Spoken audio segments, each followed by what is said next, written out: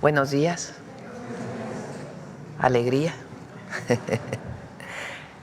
Bueno, hoy está con nosotros el director general del Instituto Mexicano del Seguro Social, Zoé Robledo.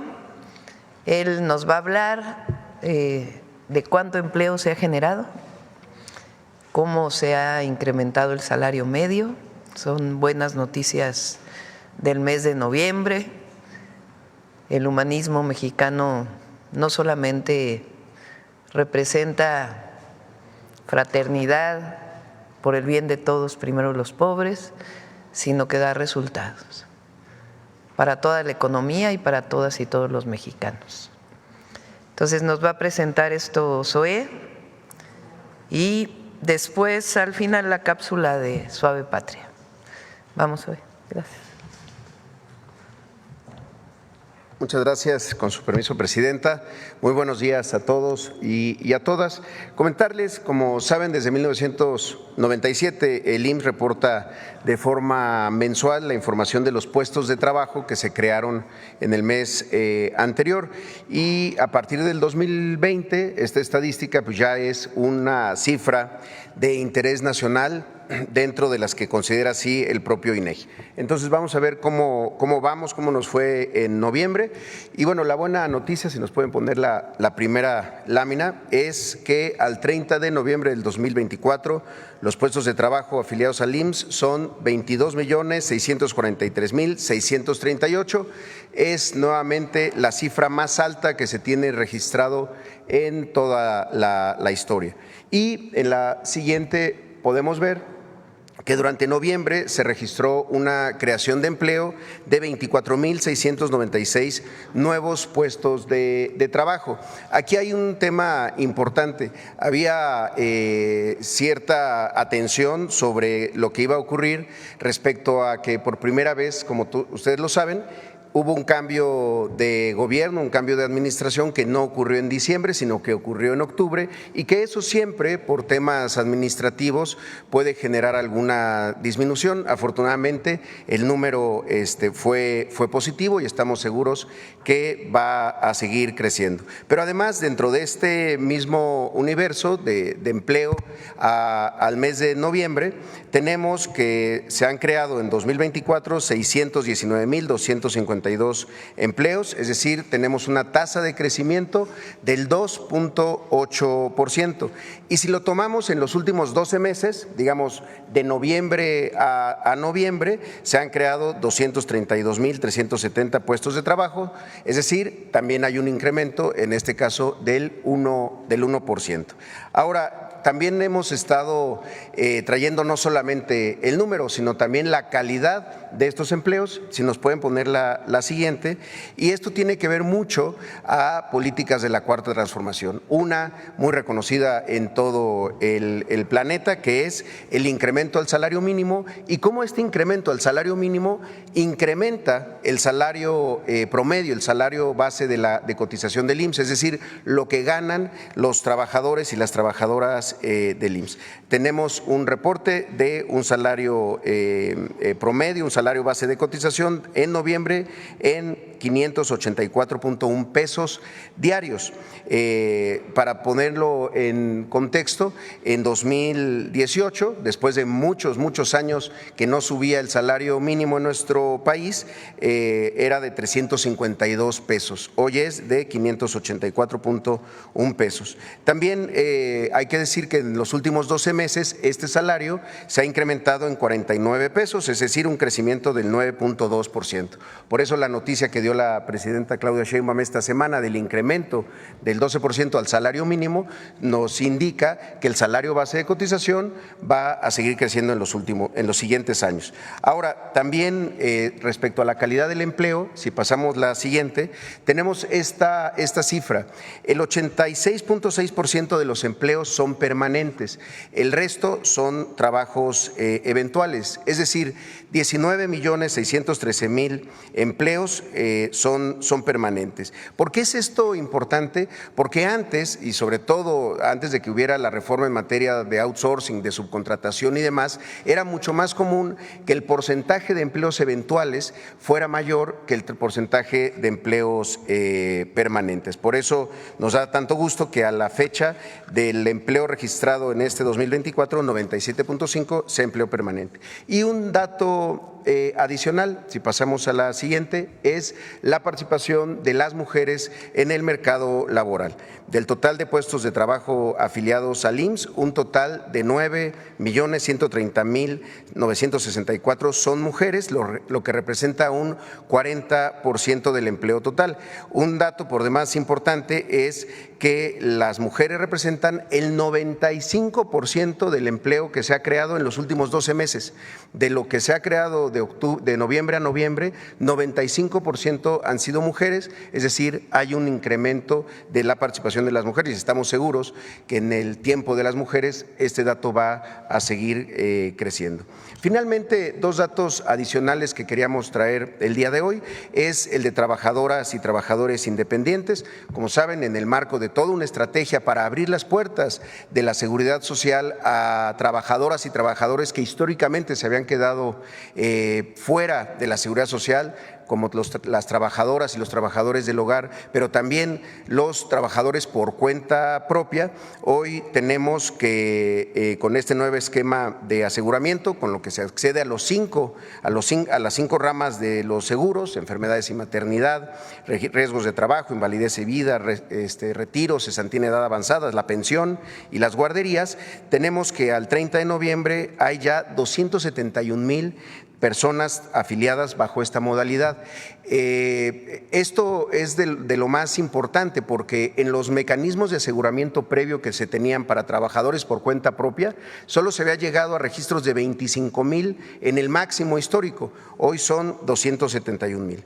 Y por último, queremos, si nos permite, Presidenta, solamente hacer una promoción, que nos interesa mucho, en la siguiente. Escuchamos mucho que en este debate sobre los órganos autónomos y en particular el órgano garante de transparencia, una de las cosas que se iba a perder era la forma como un trabajador o una trabajadora podía saber el tema de su registro patronal y entonces que tenía que hacer una solicitud al INAI para que entonces le dijeran esto. Esto es falso, porque desde hace ya varios años lanzamos este reporte personalizado de cotización al IMSS. ¿Qué significa esto? Que una persona, un trabajador, una trabajadora se registra una sola vez con un correo electrónico y mes con mes le llega un correo donde conoce de manera automática qué patrones lo registraron en el instituto, cuántos días cotizó en el mes anterior y cuál es su salario registrado ante el IMSS. Esto sin necesidad de ir a una ventanilla, sin necesidad, por supuesto, de ir al INAI, lo hace el trabajador o la trabajadora. Y a la fecha tenemos ya 4.6 millones de personas que reciben de manera automática, mes con mes, su registro. No se necesitaba hacer una solicitud, como se llegó a decir, ante el INAI, ni mucho menos ya ante una ventanilla. Por eso lo queremos seguir promoviendo, trabajadoras en el registro personalizado de cotización al IMSS. Con un solo correo electrónico pueden recibir esta información mes con mes, porque también, como nos lo ha dicho la Presidenta, no hay mejores supervisores, no hay mejores auditores que los propios ciudadanos. Es la información que tenemos el día de hoy. Muchísimas gracias. Gracias. Pues son muy buenas noticias. A ver, pon otra vez el de incremento de el empleo.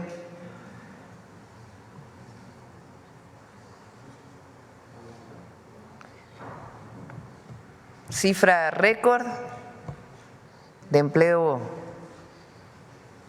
afiliado al IMSS, 22.643.638, 22.6 millones. Cifra récord de empleos afiliados al IMSS. Adelante. Ver acá. Ahí vamos. Buenos días, Presidenta. Esteban Durán, Vanguardia, Veracruz.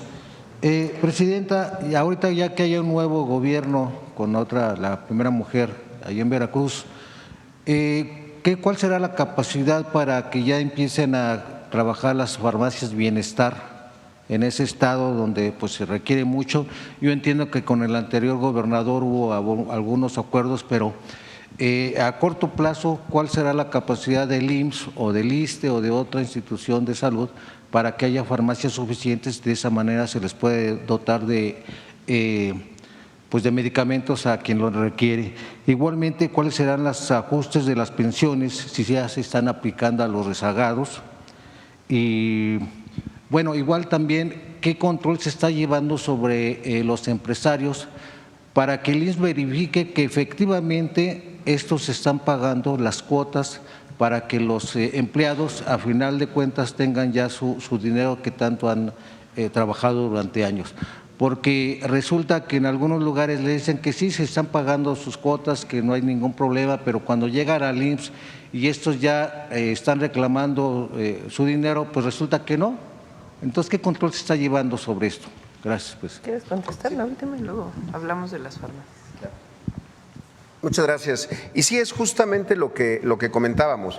Se ha hecho un esfuerzo enorme en toda la parte de cumplimiento, es decir, estar todo el tiempo con los empleadores, con los patrones, no nos gusta llamarles así, los empleadores, para que a través del buzón IMSS sea la vía de comunicación para que estén en cumplimiento permanente de sus obligaciones. Pero justamente, y si nos pudieran poner la última lámina, por eso nos interesa tanto que el propio trabajador en este registro personalizado de la cotización, con un correo electrónico, ahí puede saber cuántos días del mes anterior lo tuvo su empleador cotizando. También el salario de esta cotización. ¿Por qué es esto importante? Porque si un empleador, por una estrategia fiscal, por una cuestión de rentabilidad, da de baja a los trabajadores algunos días del mes o lo registra con menos salario, lo que hacemos es que el propio trabajador lo pueda saber, porque en el momento en el que el trabajador está registrado estos 4 millones de trabajadores a los que mes con mes les llega un correo diciéndoles cómo los tienen sus trabajadores, sus empleadores, pueden en ese momento denunciar. Hay una línea abierta para que denuncien y nos digan, a mí me tienen registrado o en el último mes me registraron con un salario menor o me registraron menos días de los que trabajé, cosa que es muy grave, y entonces nos permite a nosotros inspeccionar. ¿Por qué es esto importante? Porque en el momento en el que el propio trabajador y la trabajadora se convierten en los fiscalizadores, por así decirlo, pues nos ayudamos mutuamente, nosotros a hacer nuestra tarea de inspección y ellos a saber qué está pasando con sus empleadores. Incluso hubo un estudio sobre esto hace poco tiempo por una universidad de Estados Unidos que estuvo trabajando con nuestra base de datos y salieron datos interesantes. Por ejemplo, muchas mujeres que antes era muy común que les dijeran, te voy a registrar ante el IMSS con esta cantidad, pero lo demás te lo voy a pagar por fuera, con el importante impacto que tiene eso en la cotización para la pensión. Porque si a alguien le están pagando por fuera o con otro concepto de bono de puntualidad o de cualquier otra cosa, eso no se integra al salario. Entonces esa persona puede pensar que está ganando 20,000 pesos, pero lo tienen registrado con 10,000 y su pensión se va a calcular en 10,000. Por eso esta relación y esta experiencia que tuvimos, eso no existía antes, por cierto, y había una oposición importante entre empleadores de que lo pusiéramos en línea y le diéramos este poder a los propios trabajadores. Hoy nos permite hacer mucho mejor la fiscalización. Y desde luego con los empleadores grandes, digamos, quienes tienen más de 1,000 empleados o empleadas, pues estamos constantemente verificando de que estén en cumplimiento permanente de sus obligaciones. El IMSS no es una dádiva, el IMSS no es una graciosa prestación, no, es una obligación de ley y hay que cumplirla. Se aplican sanciones a los patrones que incumplen, e incluso también se quejan muchos derechohabientes que se saturan las páginas, no pueden entrar, se tardan para que ellos puedan pues hacer sus trámites. No, vaya, sí, se sanciona, sí, claro, se inspeccionan, se hace primero desde invitaciones y después directamente a créditos fiscales, si es el caso. La verdad que la recaudación del IMSS en los últimos años es lo que nos ha permitido tener hoy buenas finanzas, además del incremento del salario mínimo. Y respecto al tema de los sistemas, permanentemente estamos monitoreando las intermitencias para que las páginas estén, porque se hacen muchos millones de trámites todos los días, pago de pensiones, las nóminas, etcétera, para que no haya intermitencias. Hemos fortalecido mucho las capacidades propias tecnológicas del IMSS y ahora estamos trabajando también mucho con la Agencia de Transformación Digital para que cada vez sean muchos menos los trámites y también mucho más rápidas las soluciones que debemos de ofrecer. Gracias. ¿Por qué no comentas lo del fondo de pensiones, cómo funciona? Ah, bien, sí. Bueno, también el tema del Fondo de Pensiones para el Bienestar, que es algo también muy relevante, porque como saben se hizo toda una reforma para que aquellos trabajadores que estuvieran igual o menor sus ingresos después de que ya estuvieron pensionados al salario base de cotización del IMSS, que en el momento que se hizo era de 17,600 pesos, como recordarán, se buscaron que con diferentes fuentes de financiamiento, entre ellas el tema de las cuentas no reclamadas de Afore, se pudiera hacer el Fondo de Pensiones para el Bienestar para poder equiparar a todos los trabajadores a ese salario base promedio. Es decir, que todos aquellos que a causa de las dos reformas que se hicieron, la del gobierno de Ernesto Zedillo y la del gobierno de Calderón para el caso del ISSSTE, pudieran equipararse.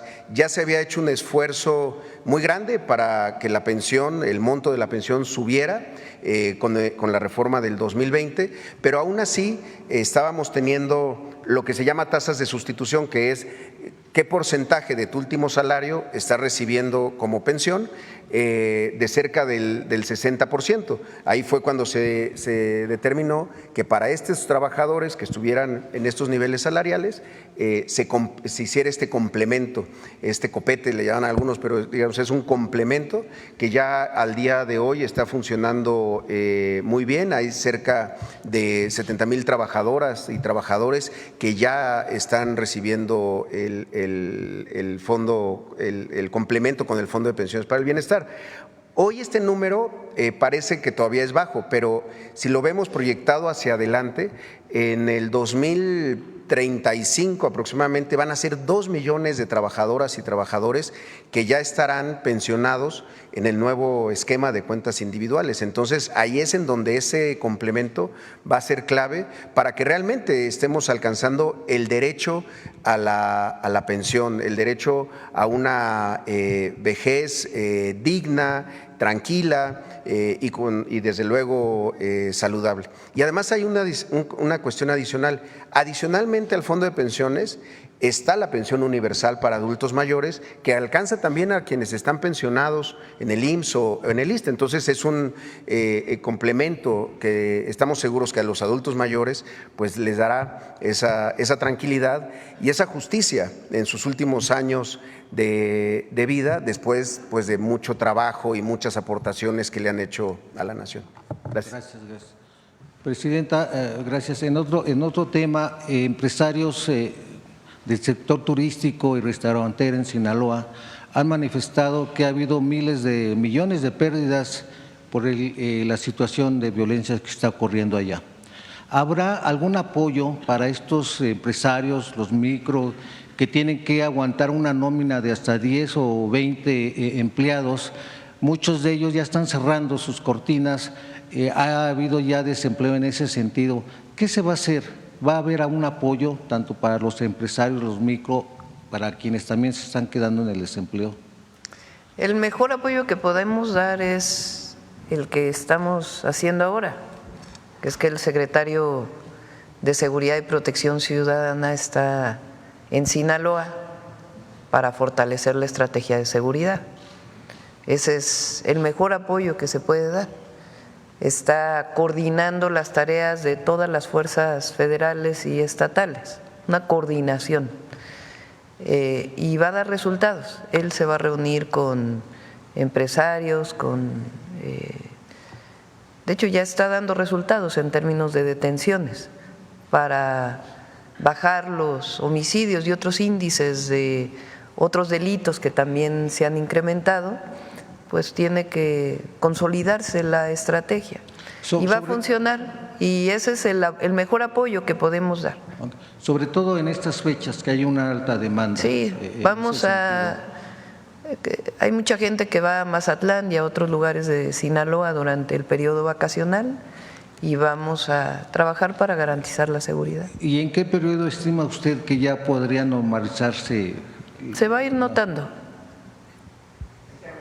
Bien, Presidenta, ya finalmente en otro tema, el presidente de la Jucopo en la Cámara de Diputados anunció que habrá una nueva ley de juegos y sorteos, que esta data de 1946, un reglamento que ya no sirve, ya no funciona, y con este nuevo reglamento, bueno, pues se podría combatir a la corrupción, evitar las extorsiones y así de esa manera habrá una mejor recaudación fiscal. Igualmente mejorar la situación laboral de quienes trabajan ahí. Igual también se mencionó que antes de que saliera el sexenio de Enrique Peña Nieto, pues se quería evitar que se hubieran nuevas licencias para estos negocios, pero no se cumplió, se fueron abriendo más. ¿Qué posibilidad habría también, Presidenta? En ese sentido también se da un respiro a la industria hípica que está prácticamente ya en la agonía, se están perdiendo empleos, los quienes trabajan de esta industria pues están pidiendo que si se podría igualmente que el ejército que pues tuviera las riendas del Hipódromo de las Américas para evitar la corrupción, para evitar que otras empresas ajenas a esta situación le están dando mucho auge a los casinos, le están dando prioridad a estos casinos. ¿Qué es lo que va a suceder con el hipódromo, Presidenta? Ellos demandan apoyo. Es una concesión, está concesionado el hipódromo. Y no, en este momento no hay una ley nueva. Lo que sí es Rosa Isela, que es una mujer muy honesta, de carácter, una extraordinaria servidora pública, de lo mejor que tiene nuestro país. Está hablando con quienes son dueños de los casinos para si hay alguna corrupción, alguna, que se informe de inmediato para que se evite estos esquemas que podrían todavía haber en algunos servidores que se quedaron de la época del pasado, previo a que llegara el presidente López Obrador. Entonces, pero hasta el momento no se, es cierto, data de hace mucho tiempo, pero no tenemos todavía una propuesta. Y evitar tragedias como el Casino Life, donde murieron muchas personas, trabajadores también, y que hasta el momento pues no han encontrado eco con sus demandas. Lo está atendiendo la Secretaría de Gobernación. Vamos acá.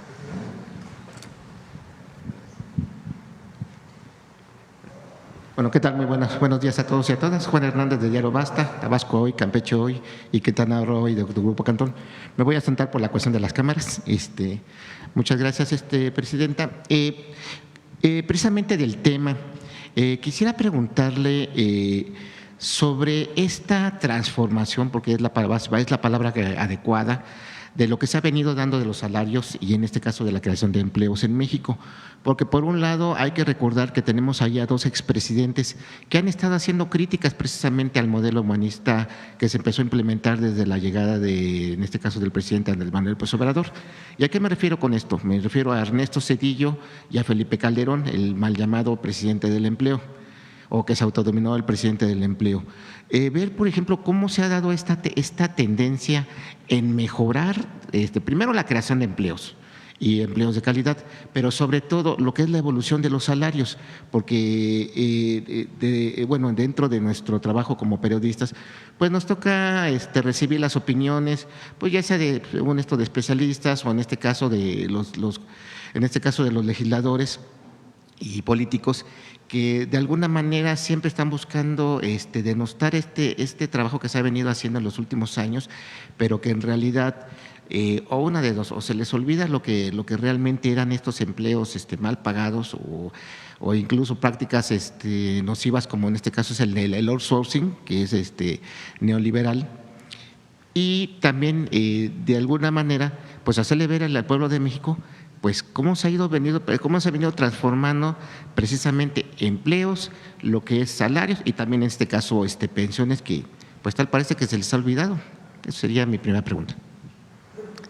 En 2018 cambió el régimen, el modelo económico y la manera de gobernar.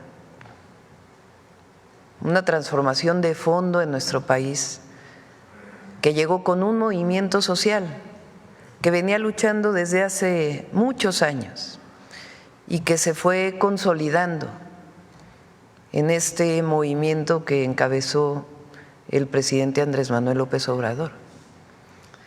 En 2018 el pueblo de México dijo basta del pasado, basta del régimen de corrupción y privilegios. Ese régimen de corrupción y privilegios que representó el neoliberalismo de 1982 con Miguel de la Madrid hasta el 2018 con el gobierno de Peña Nieto, fueron 36 años en donde se caracterizan por dos temas o dos ejes. Uno, una visión que venía de los organismos financieros internacionales, que venía de la Escuela de Chicago, que venía De Harvard. Sí, la visión neoliberal. Esa visión lo que plantea, que ya por cierto cada vez es menos, lo que plantea es que el mercado resuelve todos los problemas, que el Estado debe convertirse en un regulador y que no hay derechos, que todo es mercancía a poner en el mercado y que el propio mercado va a generar las condiciones para que todos vivan bien. Una visión ideológica que lo que generó fue disminución en el presupuesto educativo, de salud, y convertir la educación, la salud en mercancía, no en derecho. La visión universal y fraterna de los derechos humanos se quedó relegada frente a la idolatría del mercado. Esa misma ideología planteaba que si se apoyaba a los de arriba, eso está escrito, la teoría del, tú debes saber cómo se dice en inglés, del goteo, de que si se apoyaba a los de arriba, iba a gotear hacia abajo. De ahí viene pues muchas cosas que se hicieron. Y que el gobierno y el Estado no deben tener empresas porque son pésimos administradores, que solamente traen corrupción. Entonces, una ideología traída de fuera. Y eso provocó lo que platicábamos ayer, la venta de empresas mexicanas, nacionales, estatales. Y la otra, la corrupción. Por eso el presidente López Obrador decía, no es neoliberalismo, es neoporfirismo, porque es la entrega de los recursos naturales y empresas de la nación y la corrupción, el vínculo que se hizo entre un grupo que se adueñó de esas empresas y que al final acabó gobernando México. Y que en todo ese periodo pues los beneficios iban para allá. Uno de los mayores ejemplos pues es el Fobaproa. Por eso decía ayer, viene el periodo de Salinas Para los jóvenes que no vivieron aquella época, no sé ustedes cuántos años tienen, a mí sí me tocó, Sí. se decía, México está entrando a los países de primer mundo. Ahí nos hicimos parte de la Organización para la Cooperación y el Desarrollo Económico, que son los países industrializados, y ya México ya entró al primer mundo. Pues, ¿cuál sería el tema? Que termina el sexenio de Salinas y viene una crisis profunda y se echan la culpa entre ellos, entre Zedillo y Salinas, que si fue el error de diciembre, que si fue producto del pasado, pero al final, ¿qué demuestra? Que todo eso que dijeron durante esos 6 años, pues acabó en una crisis profunda y se dedicaron a rescatar a esas empresas con cero transparencia. Muchas que no necesitaban rescates fueron rescatadas y hoy todavía seguimos pagando esa deuda de aquel rescate. Y muchos deudores de la banca que perdieron casas, que perdieron pequeños negocios, que perdieron automóviles porque la tasa de interés se fue al cielo y ya no podían pagar, nunca fueron rescatados, nunca fueron apoyados. Entonces es un modelo, una visión, y por otro lado una tremenda corrupción. En aquellas épocas decían, antes robaban de las empresas estatales, ahora se robaron las empresas estatales. Así decían en aquellas épocas. Entonces en 2018 el pueblo de México dijo basta, basta, basta, porque además eso fue acompañado de fraudes electorales.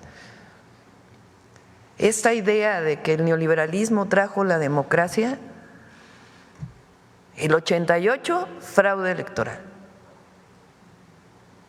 El 94, el terrible asesinato de Colosio,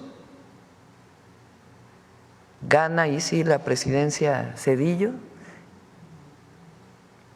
El 2000, supuestamente la gran transición,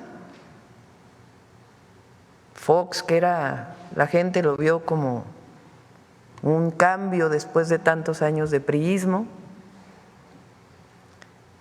Y en 2006, bueno, desde el desafuero, la traición a la democracia.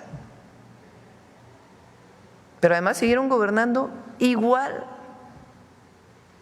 Y luego el fraude del 2006, con el que llega un presidente espurio, Calderón. Y luego después de eso la compradera del voto del 2012. O sea, ¿cuál democracia? Y en 2018, cuando llega el presidente López Obrador, cambia el modelo. Lo más increíble es que se hace de manera pacífica, pero es una transformación profunda en donde el gobierno deja de servir a unos cuantos y le sirve al pueblo de México. Está al servicio del pueblo, con todos los logros del presidente López Obrador que se ven aquí. Y cuando nosotros hacemos campaña, lo que decimos es que siga la transformación. Y la gente dice, sí, que siga la transformación. Entonces, ¿cómo estamos gobernando? Con los mismos principios, con causas. Nosotros venimos de un movimiento social, a nosotros no nos impuso nadie.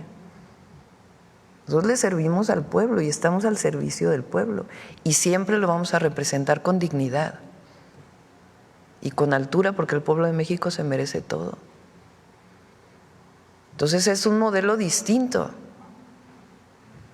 que riega desde abajo, que tiene como máxima por el bien de todos, primero los pobres, que tiene como máxima acabar con el régimen de corrupción y privilegios, que tiene como máxima no puede haber gobierno rico con pueblo pobre, que tiene como máxima con el pueblo todo, sin el pueblo nada. Así vamos a seguir gobernando y así quiere el pueblo de México que sigamos gobernando, que por cierto eso tiene, bueno, enojadísimos a los adversarios. Vean Ciro cómo se puso con Epigmenio. un enojo, té de tila, estamos entrando a la Navidad, tranquilidad, vean a, ¿cómo se llaman estos? A la Raki. No es… que por cierto dijo que a la oposición le hacía falta un López Obrador. No. Entonces cambió el modelo, por eso da resultados. Y ha demostrado que este modelo, que está basado además en nuestra historia, que no trae recetas de ningún lado, por eso cuando nos dicen, ¿qué son ustedes? Todos los motes que nos ponen, somos humanistas. Eso es lo que somos. Nosotros damos la mano al que se queda atrás. Y eso es nuestro pueblo, eso es el pueblo de México. El pueblo de México no deja a nadie atrás. Bueno, pues ahora sí que de todos modos se van a enojar. ¿Por qué? Porque hoy en la mañana, pues, presidente, pues nos amanezamos con una noticia, ¿no? Y digo, y la voy a leer porque leí el artículo, entonces separé algunos pequeños fragmentos. Pues hoy amanecemos con la noticia de Claudia Sheinbaum, una de las 25 mujeres más influyentes del mundo, según Financial Times. Y bueno, preguntar su opinión de esta distinción que hace uno de los rotativos más reconocidos del mundo. Y cito una de sus frases de su artículo: celebramos a las mujeres que están rehaciendo el mundo en el que vivimos hoy. Y bueno, ya usted lo ubican entre figuras reconocidas de la política, del deporte, del deporte, de todo. Sí es novedad. Sí, o sea, realmente sí, o sea, de todas las áreas. Y bueno, voy a citar a algunas personas, ¿no? Como, bueno, en este caso Kamala Harris, la cantante Taylor Swift, Cristina Junqueira, analista, Fei Li, Christine Lagarde. O sea, realmente, como feminista, bueno, le cito otra frase, como feminista de toda la vida, está dedicada a presentar un frente fuerte contra las tácticas de intimidación. ¿Contra las qué? Tácticas de intimidación. Preguntarle precisamente su opinión de que usted, un rotativo, hace precisamente una distinción a una mexicana entre las mujeres más influyentes, pero sobre todo le reconocen el trabajo y la labor que ha venido realizando como científica, como gobernante de la Ciudad de México, pero ahora como la primera presidenta de México.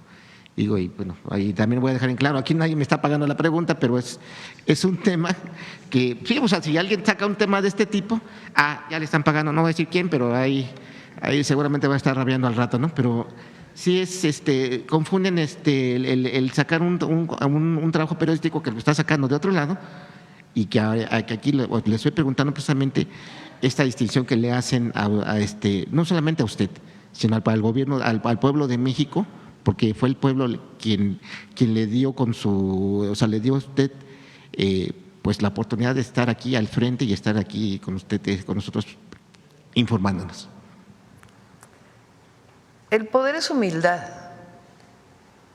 y lo que uno nunca puede es tomar estas notas como para volarse, porque eso no va con un gobierno de la Cuarta Transformación.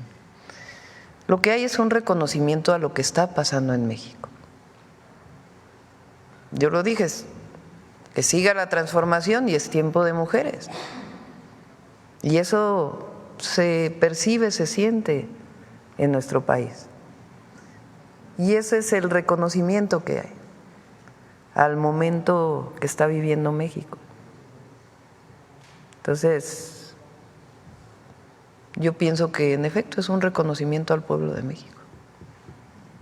Bueno, y finalmente, doctora, aunque ya es a toro pasado, pero sí quiero hacer aquí patente que el pasado sábado Tabasco hoy cumplió 37 años de compromiso de estar informando al pueblo de México, de estar pues al pie del cañón.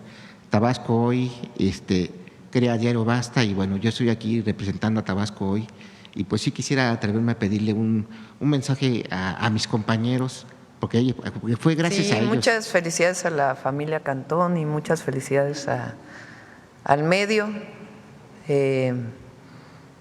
y a todos sus trabajadores y trabajadoras por estos 37 años. Nancy. Gracias, presidenta. Buenos días a todas y a todos. Buenos días, presidenta. Nancy Flores, de la revista Contralínea.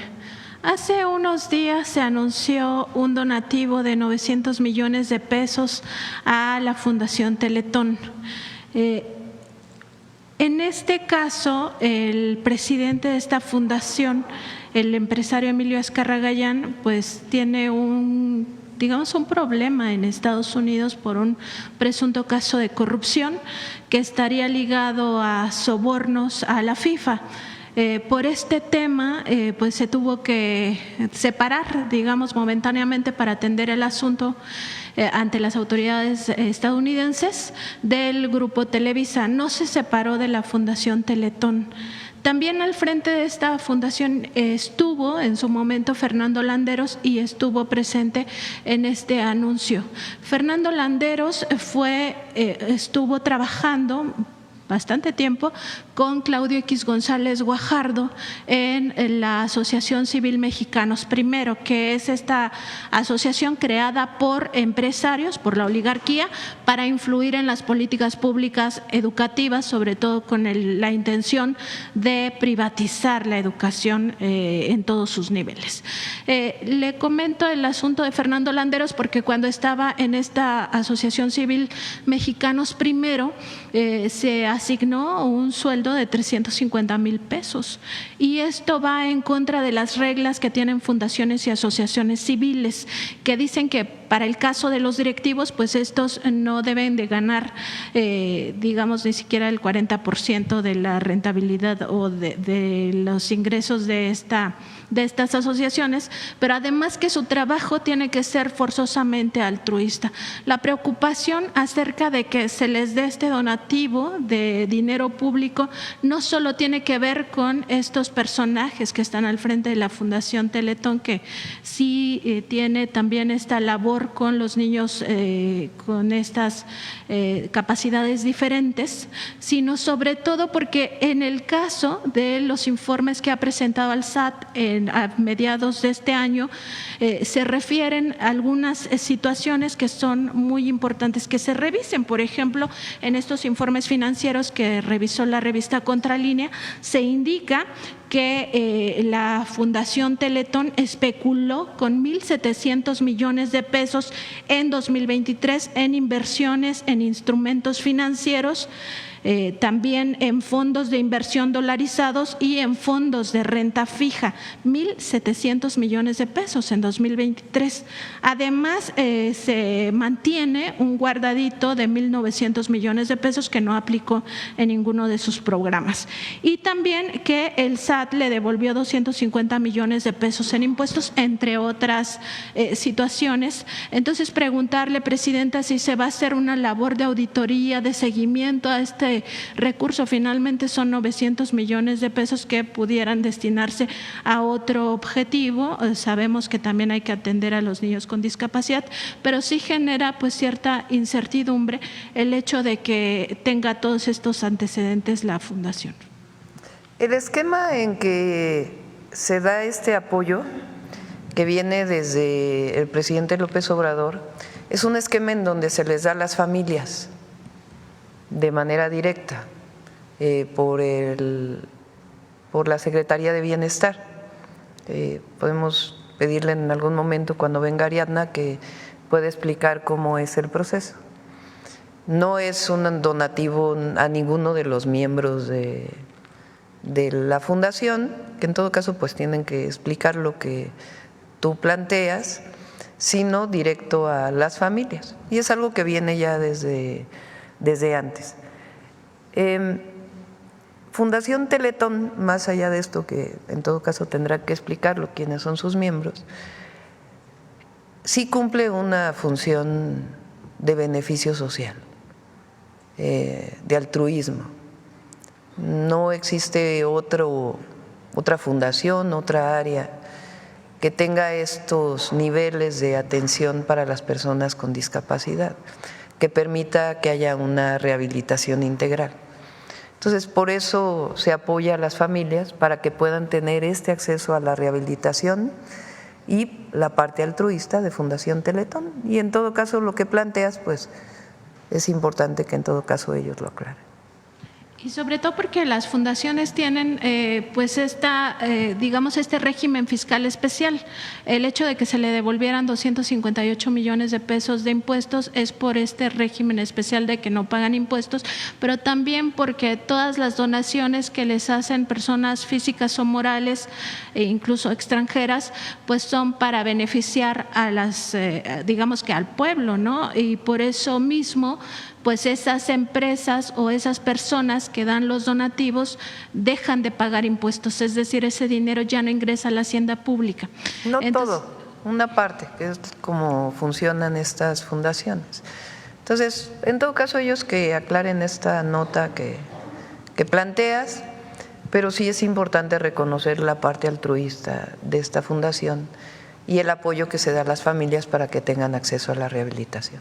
Sí, lo importante es que sea un apoyo directo. En el tema de las fundaciones, también hace unas semanas le consulté sobre los refugios que tiene la ex legisladora panista Rocío Orozco, que ella sigue manejando desde Estados Unidos, porque huyó allá hace 3 años, cuando empezaron las investigaciones, sigue manejando financieramente estos refugios. El caso del refugio en el Estado de México, pues opera, ya lo confirmamos, de forma clandestina, no tiene ni siquiera los permisos. Y aquí el problema es que pues son refugios destinados a menores de edad que fueron víctimas de trata y siguen en circunstancias de esta naturaleza. La exdirectora del refugio Camino a Casa, que está sentado aquí en la Ciudad de México, hizo una denuncia penal en la Fiscalía de Tlalpan, pero ya al momento de irla a ratificar la semana pasada, pues le informaron que no existe ninguna denuncia penal que ratificar porque no la tenían ni siquiera a la mano, es decir, la desaparecieron. Preguntarle, Presidenta, si tuvieron oportunidad en su gabinete de revisar este asunto, si ya le dieron alguna información al respecto y cómo se podría atender.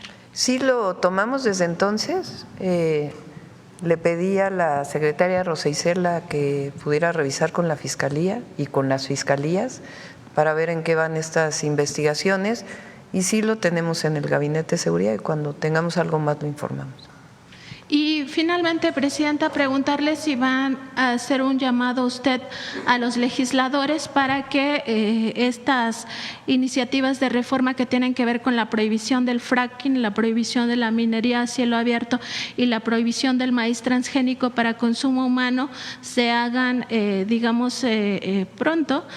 Se lo pregunto porque ya se están viendo a estos lobbies que son muy poderosos ahí en el Congreso, que están yendo a cabildear, pues para que primero no se discutan estos temas o en segundo punto que no se logre la mayoría calificada.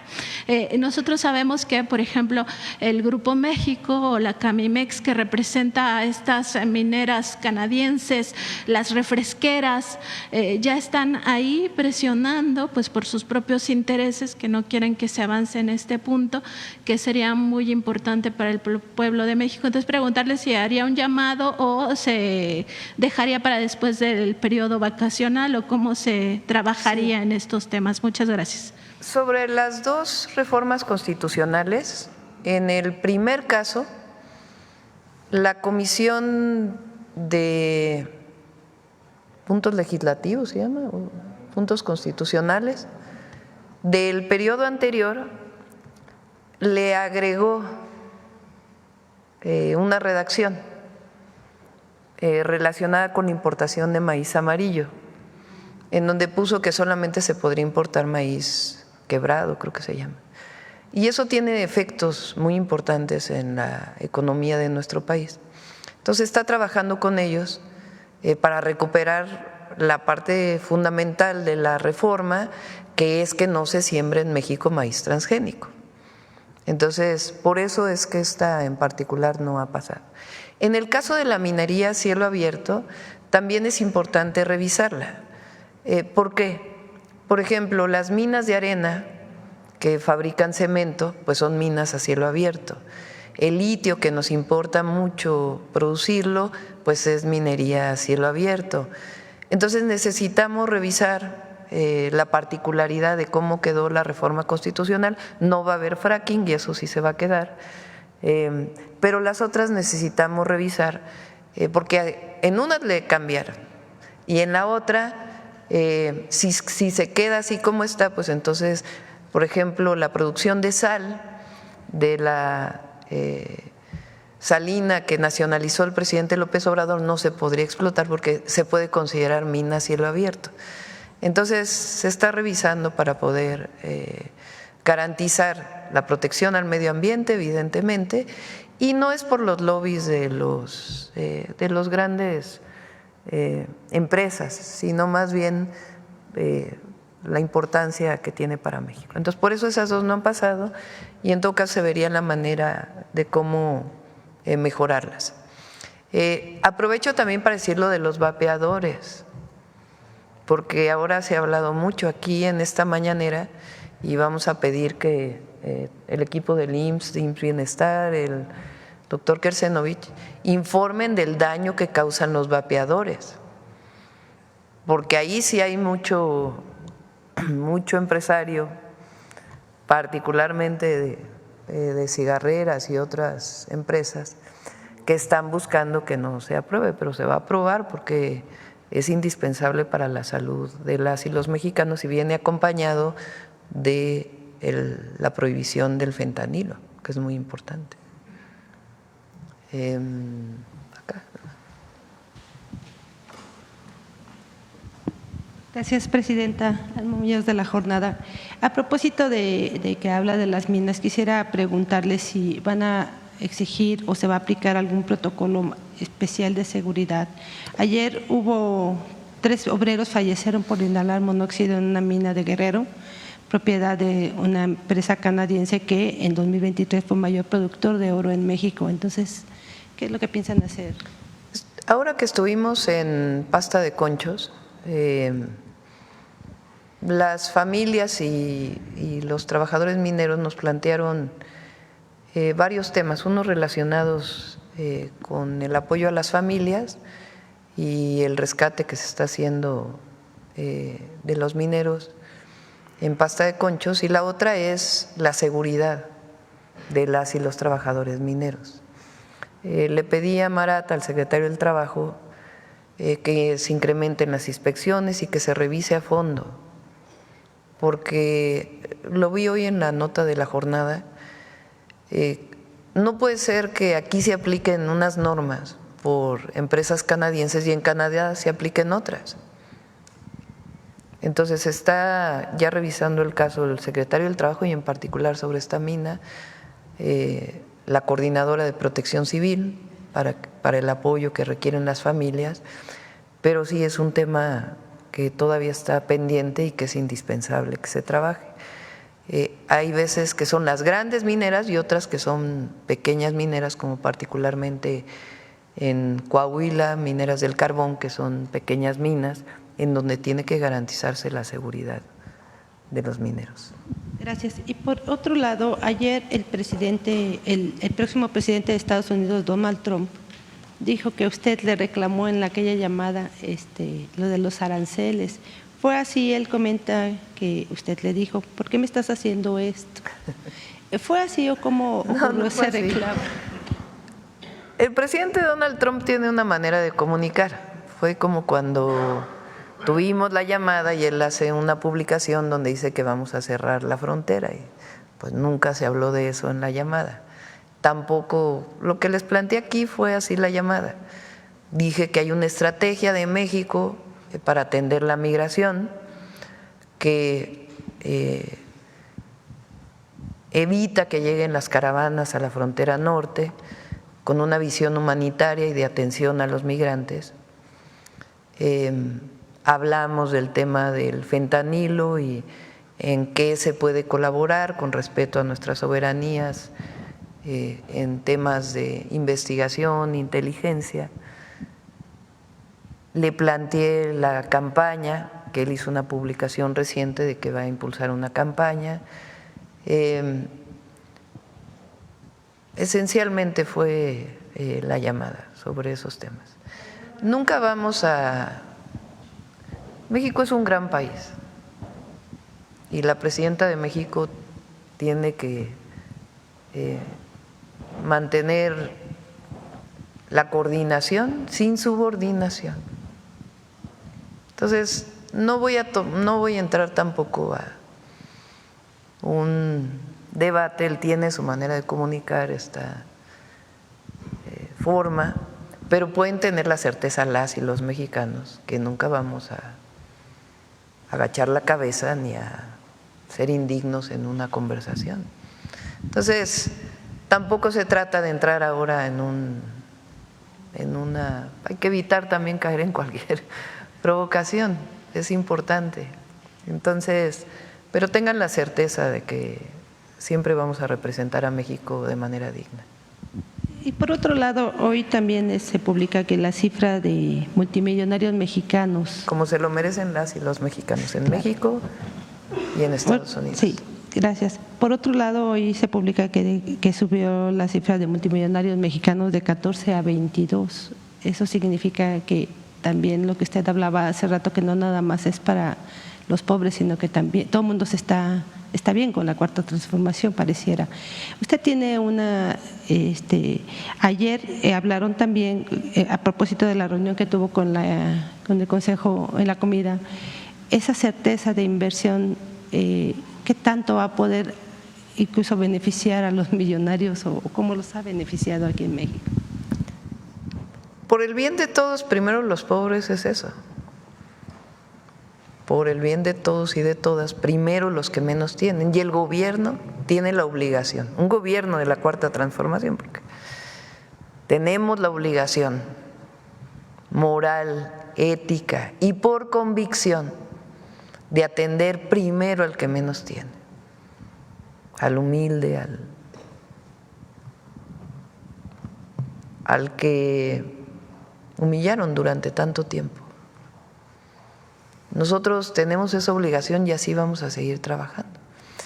Ahora, cuando hay recursos en la economía, fíjense, son el próximo año más de 800,000 millones de pesos que estamos hablando, así como lo contabilizan en Estados Unidos, por ejemplo, que nosotros los miles de millones, para ellos son billones, ¿no?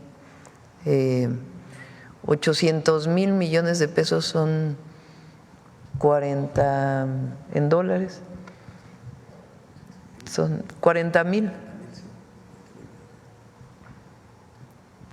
40, a ver, ahora sí que háganme la cuenta, en dólares, 800,000 millones de pesos.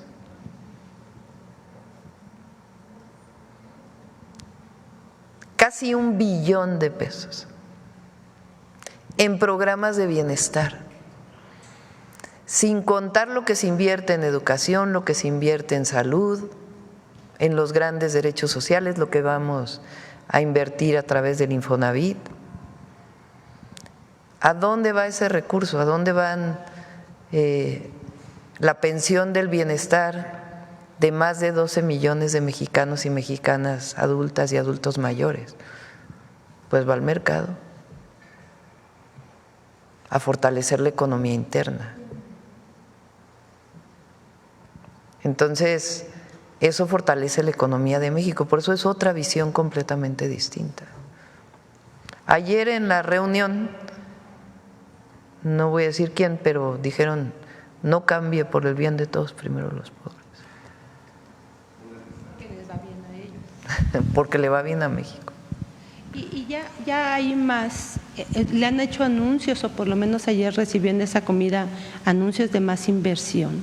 Entonces ya nos habían dado una cifra, pero no, les hablé mucho de lo que presentamos aquí con Altagracia Gómez, del Plan México. Plan México lo vamos a presentar su esencia a principios de enero. El objetivo que tiene el Plan México es que se produzca en México mucho de lo que hoy se importa y que se generen cadenas de valor de distintos sectores industriales particularmente en nuestro país.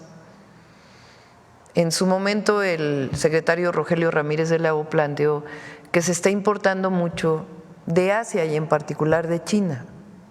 que hay un déficit comercial. Hay que decir que mucho de lo que se importa son de empresas estadounidenses que están en China. Por ejemplo, Apple, o sea, los iPhones, muchos se importan de China, pero es una empresa estadounidense que tiene su base en China. Pero mucho de lo que se importa se puede producir en México. Por eso es esta visión que había antes de que no debía haber política industrial. No, sí tiene que haber política industrial y que se fabrique aquí lo que se pueda fabricar. Entonces se los planteé ayer.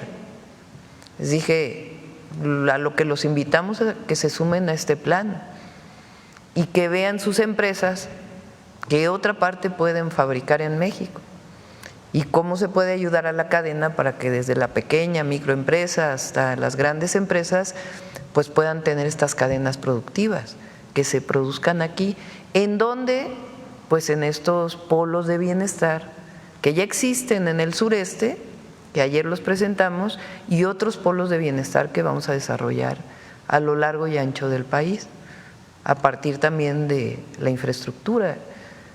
Durante también el neoliberalismo se planteó que la planeación no debía existir, esa palabra se borró.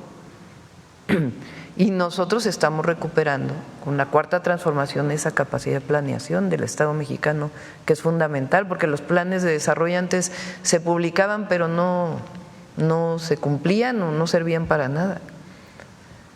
Entonces, eso fue de lo que hablamos, hicieron varias preguntas de algunos temas y creo que fue una buena reunión. Solo quisiera abordar en otro tema. Hace unos días le entregaron una carta o le enviaron una carta integrantes de la industria cinematográfica que están preocupados porque la distribución y exhibición del cine mexicano y quieren que sus películas se vean, se incentive más esta producción. ¿Usted tiene algún proyecto para esto? Hizo algo muy parecido en la Ciudad de México, si no mal recuerdo. ¿Qué les propondría a ellos? Ellos están pidiendo, bueno, frente a los monopolios que existen, ¿no? ¿Qué alternativas se le puede ofrecer al gobierno?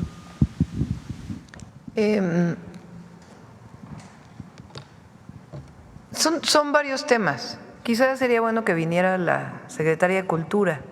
Hay un equipo de casi puras mujeres que está encargado del cine en nuestro país y se mantuvo el apoyo fiscal que existe desde hace mucho tiempo, incluso se incrementó un poquito.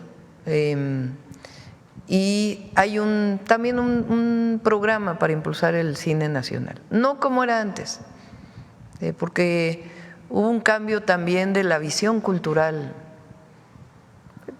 Durante todo el periodo neoliberal también había esta visión de que las y los mexicanos y nuestras culturas y las culturas que dieron origen a México había que borrarlas. Y justamente en el periodo del presidente López Obrador, el cine apoyó muchísimo cine de directores que vienen de pueblos originarios y eso se va a mantener. Pero hay un plan para el cine nacional, le comento a Claudia que venga, hay un plan para apoyar a las escuelas del INA y del INVAL, que fue un compromiso que yo establecí a través de Claudia con los estudiantes y los profesores, también para apoyo al cine y también a los medios públicos. También van a recibir un apoyo.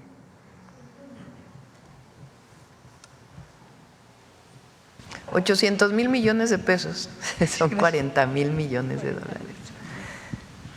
O sea, 40 billones de dólares, como lo… O sea, es que los miles de millones en México, en Estados Unidos son billones. Ellos no usan el miles de millones, sino pasan de millones a billones de manera directa. Con apoyo para su producción y su fortaleza. Buenos días, Presidenta. José Manuel Fuentes, de Capital 21, Corazón de la Capital. Preguntarle sobre el tema de lo del IMSS. ¿En qué zonas del país se han dado el mayor número de nuevos asegurados, Presidenta? Muchas gracias, Presidenta. Y es una muy buena pregunta porque hay una clarísima vinculación también de estos mitos, como lo ha estado diciendo la presidenta, de que lo público siempre era peor que lo privado, que el salario mínimo creaba inflación y demás. Había esta idea de que la inversión pública en infraestructura no traía empleo formal, salvo el que se creaba en el momento de una construcción. Eso es falso también. Tabasco es un estado que durante incluso la pandemia no tuvo caída en su empleo. Quizás es de los pocos estados subnacionales en el mundo que la pandemia no le afectó en términos de empleo, al contrario, creció. Tabasco creció casi en 30% su empleo por las inversiones que estaban, las inversiones públicas, la refinería, el tema del Tren Maya. Por eso toda la península es quizá una de las zonas más favorecidas. Ese es otro elemento. El crecimiento del empleo, además de que es un empleo mejor pagado, es un crecimiento mucho más parejo a lo largo del país.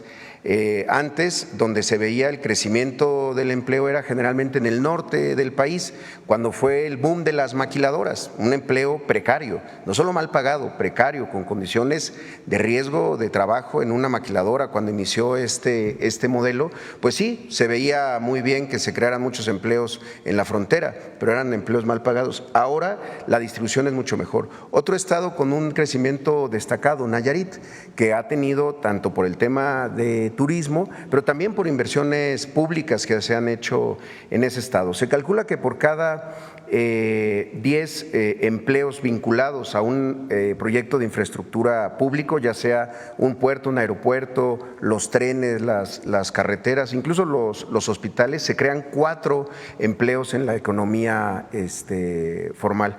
Entonces son de los estados. El sureste por primera vez tuvo tasas iguales o superiores a algunos estados tradicionalmente con más empleo formal, sobre todo en el norte del país.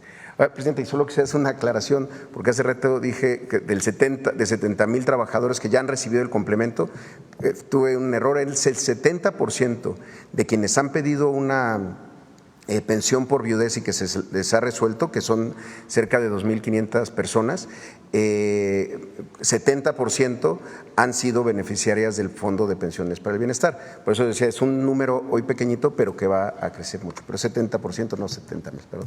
Pero sí, ese es el dato sobre esa distribución del empleo. Muchas gracias. En segundo tema, Presidenta, la jefa de gobierno, Clara Brugada, anunció una inversión de 10,000 millones de pesos en vivienda social. Preguntarle su opinión, pero también sabemos que la Ciudad de México pues está viviendo una crisis de vivienda. Los números señalan que esta crisis se da sobre todo en el gobierno de Miguel Ángel Mancera, cuando el cártel inmobiliario pues va cobrando fuerza. Preguntarle también qué tanto jugó el cártel inmobiliario y cuál va a ser la colaboración también para mitigar pues esos efectos que dejó el cártel inmobiliario junto con la jefa de gobierno. Durante el periodo particularmente de Mancera, no solamente las construcciones ilegales, sino que además se promovió mucho la vivienda de, digamos, nivel medio alto y alto, con el proceso que se llama de gentrificación, que es decir, que se expulsa a los habitantes originarios, subiéndoles el predial y otros mecanismos, tienen que dejar sus viviendas, lo compran desarrolladores inmobiliarios y entonces entra habitantes nuevos a esas colonias y pasan de ser colonias en algunos casos populares a colonias de otro nivel económico. Se promovió mucho eso. Cuando llegué yo a la Ciudad de México, si recuerdan, incluso tuve muchas críticas de los desarrolladores inmobiliarios porque hicimos más de 100 clausuras a desarrollos inmobiliarios y se nos criticó porque estábamos parando la industria inmobiliaria de vivienda. Pero en ese momento lo que no podíamos dejar que siguieran las construcciones ilegales que tenían validados 8 pisos y que ya estaban construyendo 20. Entonces se clausuraron, se hizo una mesa de trabajo y se reorientaron casi todos esos desarrollos inmobiliarios para que cumplieran con el uso de suelo o con la norma. Ahí estaba Ileana Villalobos, que hoy es una de las subsecretarias de Medio Ambiente, que hizo ese trabajo muy importante y digamos que se puso orden hasta donde se pudo, ¿no? Porque en la Benito Juárez pues siguieron haciendo otras cosas. Y Clara pues tiene esta visión también, que está bien que haya producción privada de vivienda, pero tiene que haber producción social de vivienda, que alcance, o sea, que sea a precios accesibles, porque eso generó pues un incremento en el suelo, para comprar un terreno pues era muy caro. Entonces Clara tiene la idea de desarrollar vivienda social, que es muy bueno, y es lo mismo que nosotros estamos haciendo a nivel nacional. El 1 millón de viviendas pues son viviendas accesibles, una parte con Infonavit y otra parte a través de la CONAVI, y vamos a colaborar en la Ciudad de México, ahí donde podamos hacerlo, para poder conjuntar los esfuerzos de Clara y los esfuerzos de nosotros, igual en otros estados de la República. Gracias, presidente. Y en el último tema, aprovechando ahorita que se sacó el tema de que en Financial Times la reconoce a usted, y también hay que recordar la revista Time, usted ha generado pues un gran liderazgo en América Latina, lo vimos en la cumbre del G20, y también hemos visto que México pues está pues apuntalando para pues ser una potencia en diferentes áreas. Preguntarle lo de ayer, también lo del corredor interoceánico, si se va a acercar México para promocionar este corredor con los otros países. Vemos que en el G20 se reunió con este grupo MICTA, que está Turquía, Corea del Sur, Vietnam. Aprovechar este acercamiento, ¿usted tiene planeado algo para promocionar este corredor interoceánico, no solamente con Asia, sino también con otros países, por ejemplo Sudáfrica, que también se va a llevar a cabo el G20 el próximo año? Sí hay no las promociones que se hacían antes, que era, no sé ni cuánto gastaban, que era pues mucha corrupción. El lunes vamos a presentar la promoción del Tren Maya, que tiene la empresa de la Secretaría de la Defensa Nacional, con paquetes especiales, y además se está trabajando, en particular en el Tren Maya, con Chiapas, Quintana Roo, Tabasco, Yucatán, Campeche, para que sus propias secretarías de turismo y turismo con Josefina, la Secretaría de Turismo y la Sedena, pues haya una promoción de todos juntos para visitar el Tren Maya. Ya se van a abrir los hoteles, entonces, igual con el interoceánico. El interoceánico, para que tenga un enorme potencial la carga, pues tenemos que terminar, ya funciona evidentemente, pero tenemos que terminar el puerto de Salina Cruz, que le va a dar un potencial enorme, y la adecuación del de Coatzacoalcos. Muchas gracias, presidente. Gracias. Acá. Por cierto, que en el tema me quedé pensando, de Estados Unidos y México, va a haber una buena relación, con sus características. Y yo veo cómo al final fue la relación entre el presidente Trump y el presidente López Obrador, que todo el mundo apostaba que iba a ser una relación difícil, compleja, y al final hubieron acuerdos. Entonces yo estoy convencida que va a haber una buena relación. Pues sí, pero también por eso digo que él pues tiene su manera de comunicar, y también nosotros pues comunicamos siempre con la verdad, ¿no? Buenos días, presidenta. Soy César Huerta, de la revista Polemón. Presidenta, el empresario Ricardo Salinas Pliego afirmó ahora en Argentina que los zurdos de mierda, así dice él, deben regresar a la alcantarilla de donde salieron. También señaló que en México no hay democracia y que con la 4T el país volvió al autoritarismo de los 70. ¿Qué opinión le merece este lenguaje clasista y violento hacia un sector de la sociedad, especialmente cuando proviene de un personaje con tanto poder económico? Pues ya ni tanto, bajaron un montón las acciones de Electra. ¿Y qué le diría también a quienes como él intentan deslegitimar su mandato con este tipo de discursos? Pues también tiene un estilo y tampoco vamos a estar cayendo ahí en la…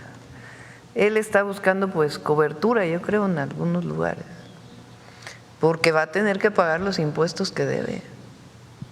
O sea, a lo mejor se tarda la justicia, pero siempre llega. Entonces, él, como cualquier ciudadano mexicano o mexicana, pues tiene que pagar sus impuestos. Entonces, no voy a entrar a ese debate, la verdad. Pero fíjense, pues no le está ayudando. La verdad, pues vean las acciones, cómo cayeron.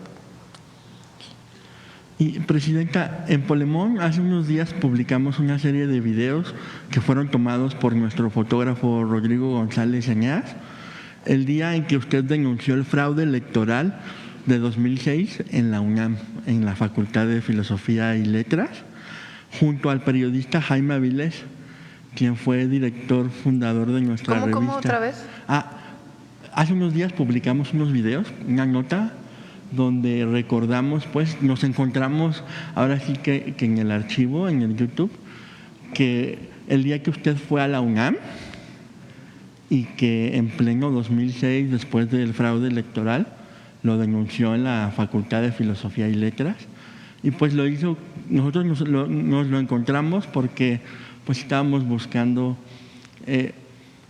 también a nuestro director fundador Jaime Avilés, quien fue pues periodista de La Jornada en esa época, y pues él fundó nuestra revista y nos sorprendió mucho ver como ese encuentro que se dio y también verla a usted pues justo denunciando el fraude electoral, que muchos no quisieran pues que usted fuera esa persona, esa mujer valiente, luchona y entrona, porque la quisieran, pues muchos le quisieran quitar como esa ideología también, ¿no?, de izquierda, la quisieran como despegar, y nos sorprendió mucho porque, bueno, al menos a mí en esa época no había visto yo ese video y me gustó mucho. Yo tampoco lo he visto.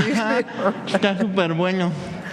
Si lo podemos de repente poner, está muy chido porque justo pues era preguntarle a 18 años de distancia cómo influyó ese momento en su formación como líder política y también qué mensaje le enviaría a las y las jóvenes que no vivieron en el 2006. Muchos no recuerdan.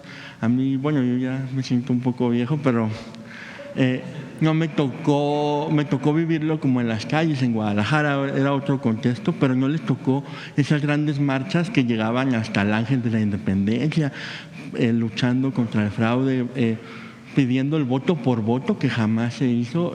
Justo en este contexto, pues, ¿qué mensaje le enviaría a las y los jóvenes que no vivieron en el 2006 y que ahora, pues, justo padecen las consecuencias de la guerra contra el narco de Felipe Calderón?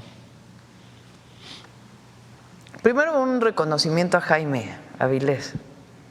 Les voy a platicar algo.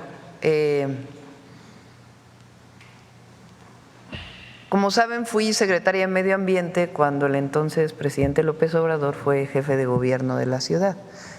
Ahí cuenta en su libro, gracias, la manera en que yo llegué a ser secretaria de Medio Ambiente. Yo era una militante de base, yo estaba trabajando en la UNAM como investigadora del Instituto de Ingeniería y un amigo mutuo, en realidad un amigo de mi madre, Pepe Barberán, él trabajó mucho el fraude del 88 y después era muy cercano al presidente López Obrador, o al después presidente López Obrador.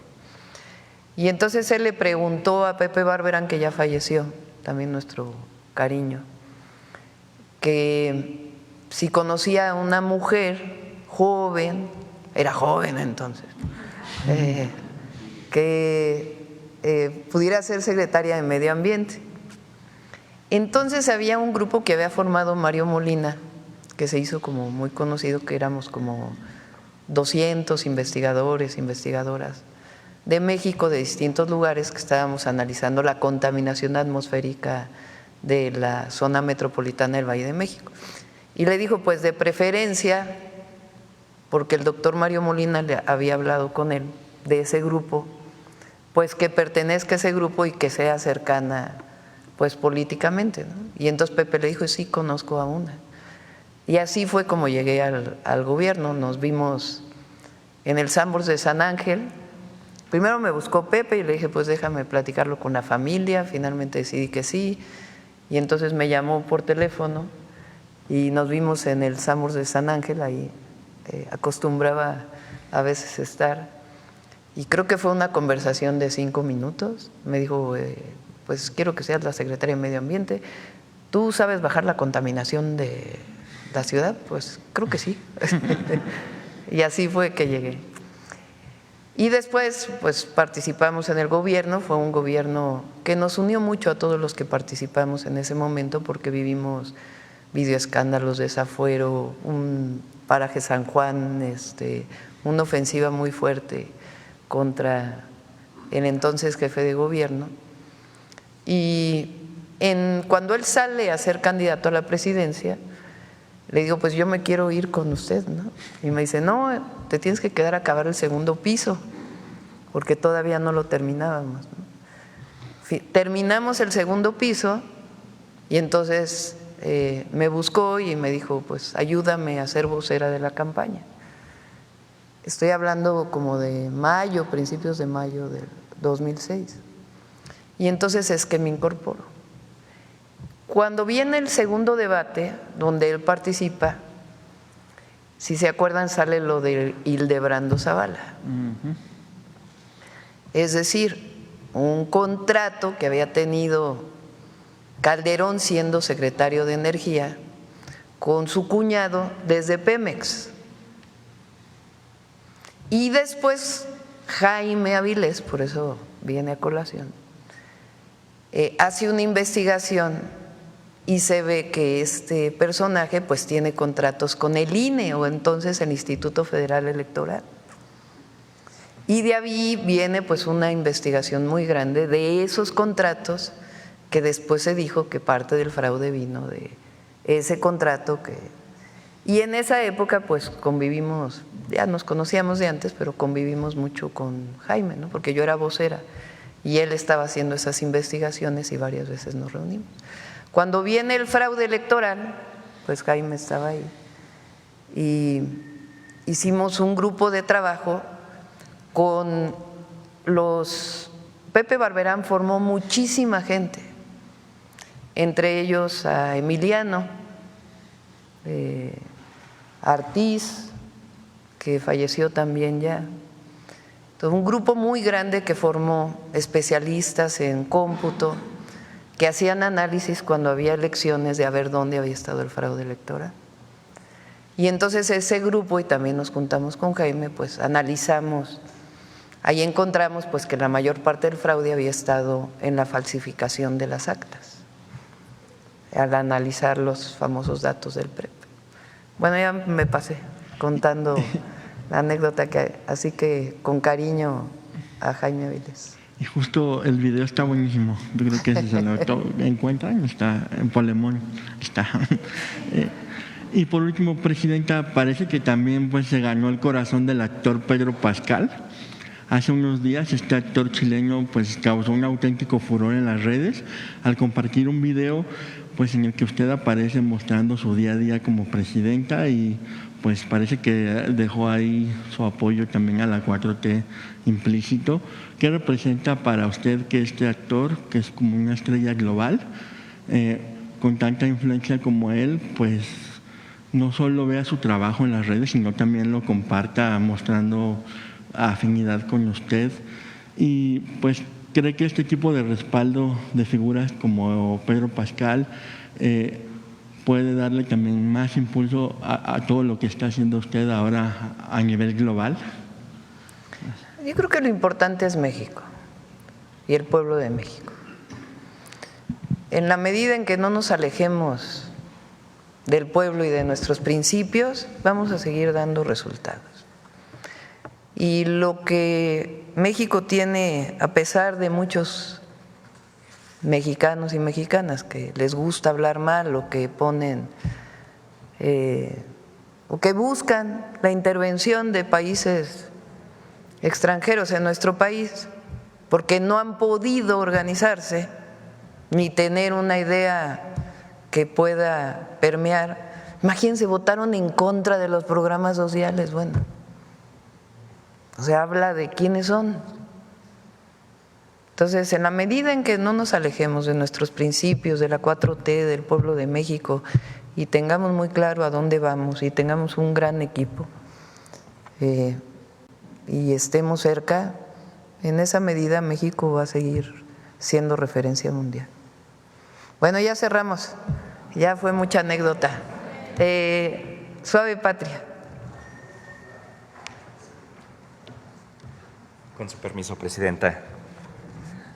May, desde Palacio Nacional, les acabo de saludar en mi lengua ayuk, mi lengua madre, del municipio de Santa María Tepantlali, Mije, Oaxaca. Hoy, en Suave Patria, conoceremos a la banda femenil de Mujeres del Viento Flórido. Desde la Sierra Oaxaqueña, ellas nos acompañaron a exponer su talento aquí durante el desfile de la Revolución Mexicana. Por primera vez hicieron historia al participar en este desfile, que fue encabezada por la primera comandanta con A suprema de las Fuerzas Armadas de México. Si me lo permite, Presidenta, veamos la cápsula.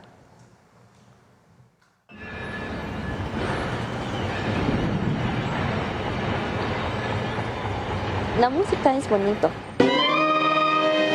porque yo siento que me puedo expresar a través de ella, porque cuando me siento triste o aburrido, pues luego lo agarro, empiezo a tocar lo que sea.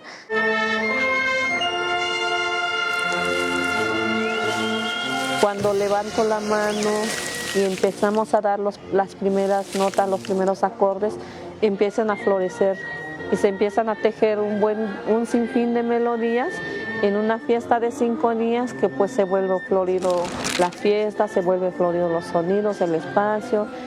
Ese nombre, pues Mujeres del Viento Florido. Nosotras somos que llevamos a cualquier espacio los sonidos floridos. Transmito mi sentir con la música. Es muy bonito que convivamos entre compañeras y nos ayudemos.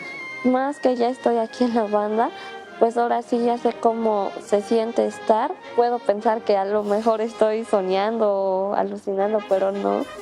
Y pues a mí me da mucho gusto que haya que se les pueda abrir camino a otras niñas, otras mujeres.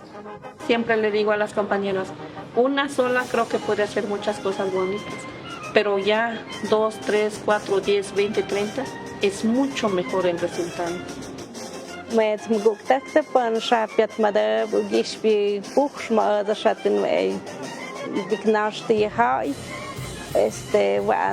Amdovam kumet penetimem dunam at stunde hat kanu kui nat machne dem desm nukna de mutsta kutmia khana da hat kai khna odam ke he shindun pas shan amdai ku stunde pentime chawum na dem zokka.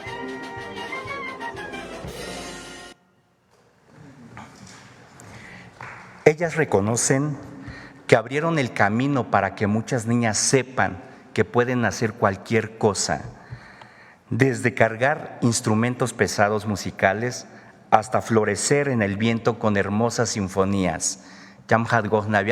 Viernes, Mayam Haití Suave Patria, Dios Cujuy. Nos vemos el próximo viernes en esta nuestra Suave Patria. Muchas gracias. Gracias. Vamos a Chiapas, Oaxaca y a Tamaulipas. Qué bueno que lo preguntas. Está desde el primer momento el secretario de Salud Es muy triste que haya ocurrido esto. El objetivo primero pues es atender a las familias y se está investigando la causa de estos fallecimientos que se dieron no solo en un hospital, sino en varios, por una bacteria. Se suspendió de inmediato el contrato, se pidió que se suspendiera el contrato y el registro que tenían de este alimento que se da a los pequeñitos, a los bebés, la mayoría son prematuros, como se llaman, no sé si así se diga, nacieron antes de las 40 semanas. COFEPRIS suspendió por lo pronto a la empresa, se está haciendo los estudios de cultivos para saber cuál es la causa y está personalmente el secretario de Salud investigando y por supuesto vamos a dar información. ¿Comunicación con las autoridades sanitarias del Estado de México? El secretario de Salud está con las autoridades sanitarias y se está trabajando en eso. Agradecimiento del pueblo de Acapulco y de Guerrero por su apoyo por el huracán. Yo me pidieron que se lo trajera a usted muchas gracias. Y por la coordinación que vamos el martes para allá, a Acapulco. La coordinación que he tenido con la gobernadora Evelyn Salgado y con la alcaldesa Avelina López también, y le agradezco mucho su apoyo. Muchas gracias. Cualquier duda sobre este tema, por favor con Paulina ahí para que el secretario de Salud pueda responderles cualquier pregunta. Muchas gracias. Buenos días.